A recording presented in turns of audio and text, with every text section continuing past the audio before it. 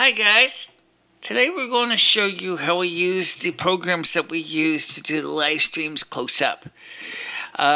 This will be useful for a lot of you who wanted to know how we do the streams, and I wanted to take some time to show you close up the software we use and how we use it.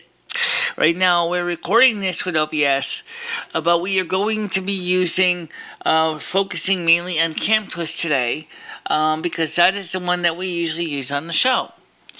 So, with no further ado, let's get to CamTwist. Just showing the whole screen. Let me show you this thing here. I think you do. Let me just check here. Yeah, let me just zoom this in a lot so we can get the whole screen effect, because yeah. Alright, so let me switch this in so we can see the effect right now. And here we see, okay, so we got our CamTwist over here. So this is CamTwist. Now, the writer of CamTwist for the Mac, unfortunately, said with the changes to the Mac operating system, he's no longer developing this anymore. So this is an older program. The latest version that works with High Sierra, it may work with Catalina as well. I don't know. But so let me just show you what makes this thing so awesome. Now over here, you can see we have our bottom row. These are all predefined functions that I have created for different applications. And some of these buttons are combined macros, which means you can take little pieces and put them together. Let's take a look at the most common one. This here, I have it in the preview window. This is the preview window's one on the left. Is the clock pattern you see. But if you go and edit that, just to show you what it looks like here. And by the way, there is an older version of the software for PowerPC Macs too. However, doesn't work with very many things. But here you can see how it's built on the three primitives. Okay, you have the background, which is just the PAL Phillips test pattern.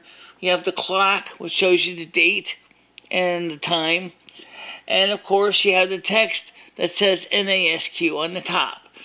So these are made out of three primitives, which are what makes it work. So what I do is, likewise, we have our other screens we use for some things as well. So what I would start with, I'd fade the clock in first, and I use it. Okay, so now the clock is faded in. Then, in the window over here, I can go ahead and I can select something else. Sometimes I use this splash screen. This is from the early days. I never updated it. So usually, like 1 o'clock hits the time I want to start the show. I press dissolve again, and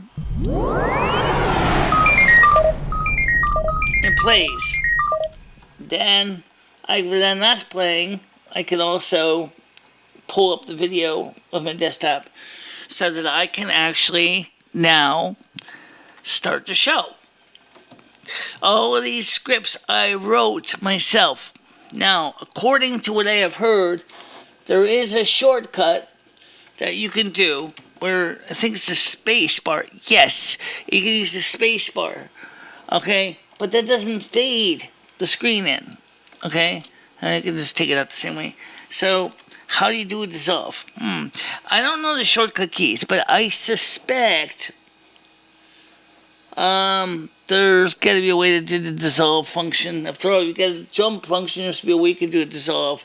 So let's see if I can pull up one. See what the tap key does. Nothing. Oh yes, it does. Now it dissolves it in. Okay, so basically, now I want to get rid of that. I can just do it again. And now it fades me out. Well, there's nothing to fade it out to because I didn't select another thing. Now I can. Now I just kept the date and time and everything. Let's just flip it around. And go to the main desktop here. Okay, so this is what I see. This is what you would see on camera. Okay, so you can also assemble programs another way, another scripts other way. So if I go to what they call view over here on the top, I can pull up what they call the main window. The main window, you can call this, if you will, the factory floor. This is where you can put together all the different effects you can have.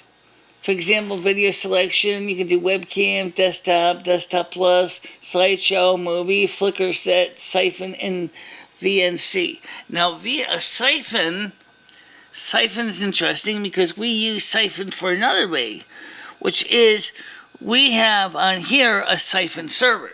So, and this is a siphon client, so I can actually interface this directly in with OBS. So I don't have to use anything special. So I can keep all my cam twists set up even using OBS, which I will briefly discuss only because, well, it's gonna end up being talked about anyway. So let's go over to OBS real quick. Now we're in OBS over here, but you can't see me because unfortunately I am still in the background. Okay, so I'm gonna do is I'm going to go to the Cam Twist Stream tool, which is a siphon server, link right here. Fade that in. And there we are. Okay, so now you can see me. But for the purposes of demonstration, so what this siphon server does is the siphon server of CamTwist is sending data to the siphon server of OBS, which makes it easy for me to live stream as if I was locally doing things. Now, one thing that CamTwist does not do is it does not encode streams. Prior to using OBS, we were using FFmpeg. But unfortunately, FFmpeg was very glitchy.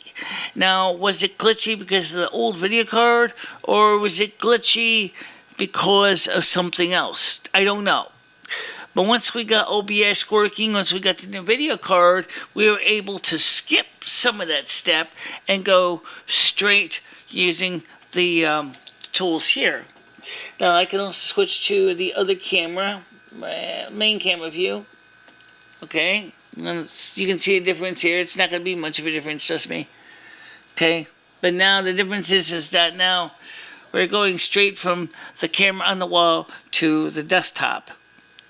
Okay, so let's go back to the OBS layout, because this is the one that we haven't quite mastered this one yet. So let's go to the main desktop display. Come on, let's go. Thank you. So fade that in. Okay. And I'm going to temporarily put, I can quit CamTwist. I don't need that open right now. Okay, so because we can focus on this. Here, there's a lot of tutorials in on OBS. I'm not going to go spend a ton of time on this. These are the effects I have made for a lot of the stuff. Okay, obviously we can see we're using the desktop video capture device, which is just tells you what devices are attached to each script. Right now, everything at this point is mostly single devices. There's not too many multi-layered stuff. I haven't really quite mastered this program yet, but there's a test pen in there. For example, we can add the name and the text, but the date and time in OBS Studio is lacking the date and time script. So unfortunately, I wouldn't be able to use the date. This is the standard Philips PAL test pattern as it is right now. Okay, so and the thing of this is that we can also make complicated scripts too. This has the ability to encode and send out streams directly, and you can see we have our sound bar down here. Now, that's going to be a whole nother video discussing the sound system, because the sound system is not so intuitive. because I do not have a USB microphone, and you'll notice that we loop the sound back from the desktop audio to the mixing board, and then it loops it through to Cam Twist, OBS, and FFmpeg, which I still do use once in a while. So the sound goes from the computer into the mixer on one of the inputs, and then all the other microphones and stuff is mixed in separately, and then it goes back to OBS. And so when doing videos, the microphone or the sound from the desktop is actually muted. It's not encoded on the video, or you're going to have a hell of an echo effect, which can be fun, but it can also be very, very distracting. So that was why we do it that way. It's not much of a video, but we are going to briefly talk about the sound system next. So let's try to get to that part. We'll have to change to my phone for this part because obviously I can't do it from here. So let's get to the sound setup. So those of you who wonder, here we have our mixing board that we do the videos on. Okay, these are our headphones. You see me wear these so I can monitor the sound that is coming in. These are original radialistic Nova 40s in the 70s. This is our inputs for different devices. This is for the desktop mic here. This is for the lapel microphone. This is for the phone calls that come in. This is for the studio microphone in the other room. This here, you can see it's labeled, is for the MP3 players. This is for turntable. This volume knob up here is the one that comes from the computer. Sound that comes into the board here. This is obviously the master volume control. And of course over here is all the is the jack pack, which has all the plugs in it. That goes to all the different connections. So what we do is the computer sound is coming in through these white plug here. These two white plugs. This is from the computer, and it goes into this control here. And you can, and then it gets mixed in with everything else, so the microphones and turntable, whatever. And then it goes back into the computer through the line-in jack. We did try USB. It's not as efficient with USB, so it just turned out to be better just to stick with analog from the beginning to end of the chain. Then, as you can hear me talking here, it's picking up this sound from this microphone that is connected to this board here. This is the microphone here. And so this is connected by standard XLR cables over here. It goes to over there. And my little Shure SM11 microphone, my lapel microphone, is right here. And this is, all these microphones are dynamic. So these don't need phantom power. For some reason, as we plugged in the cell phone, the mixing board kind of got stuck saying, well, we're going to provide phantom power anyway, even though the switch is off. It turns out when it's in the off position, it's providing 9 volts phantom power. If the switch was on, it would provide 48 volts. We don't want to send 48 volts to any kind of portable microphones that may need phantom power because it'll cook them. So, my microphones are all dynamic, so the phantom power does nothing for them. It's just an annoyance. I can't get it to turn off. I just leave the switch in the up position, which right now is providing 9 volts phantom power. But it doesn't affect anything else, so I'm not going to bitch about it. These is the cat buttons. Cats like to lay on. Fame used to love to step on these buttons and cause all kinds of hell.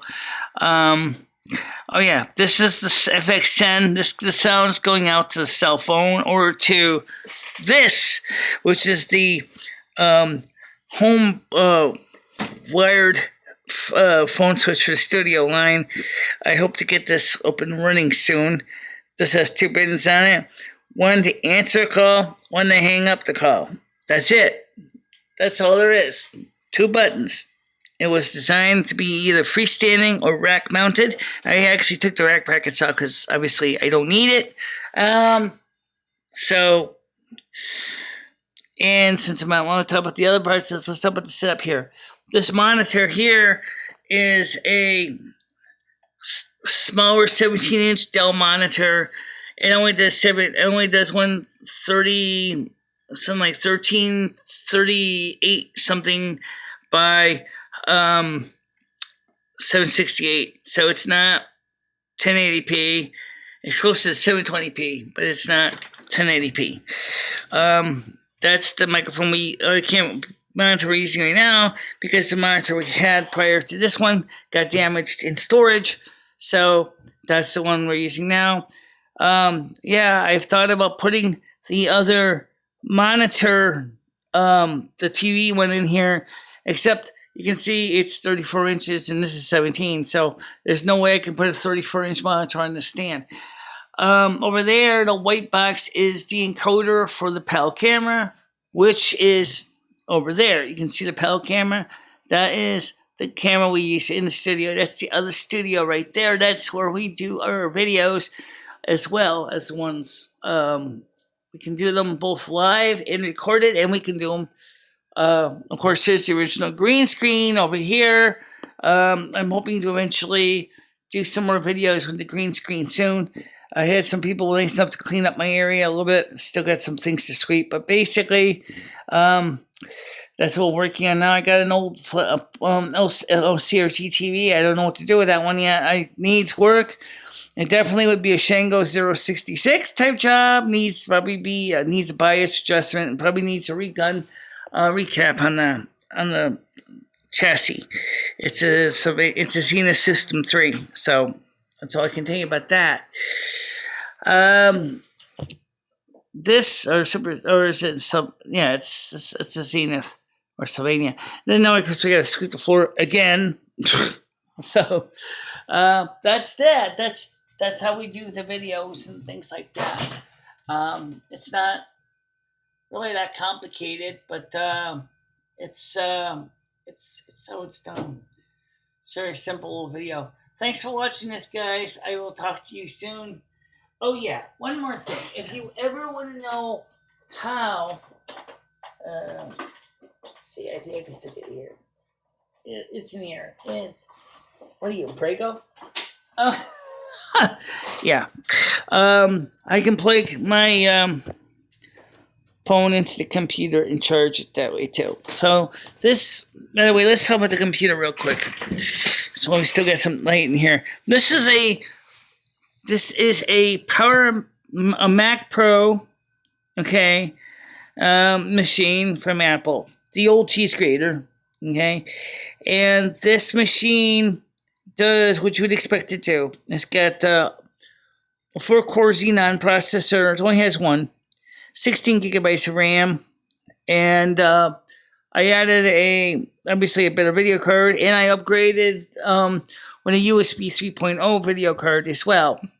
But for some things, there's not too many. I have nothing that uses USB 3.0 right now, so there's really not much I can really use the USB 3.0 for. I just use the standard USB 2.0 stuff. It gives me more ports without having to use a hub, and that's a step in the right direction.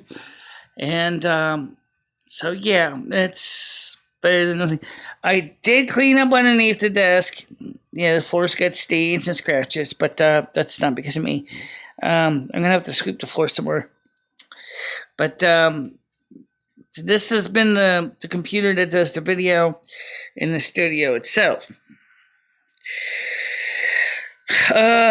The setup of the T-Mobile setup is a little more hard to explain. Basically, the MiFi is in the wiring closet. The Phonex couples it with it through 802.11g, and then the Phonex is connected into a Netgear router, and then that router sends the data to the different computers in the house, and then and hopefully someday soon I'm going to get my home phone back on as soon as possible and get things done, and then we can be able to stream more directly instead of going through all these layers. And that's what I want to do right now. So, but anyway, the point is that's how we do videos. We will be continuing to do them on Saturdays, and so we'll see what we can do. Alright guys, that's it for now. Thank you for very much watching this short video. See you soon. Bye bye.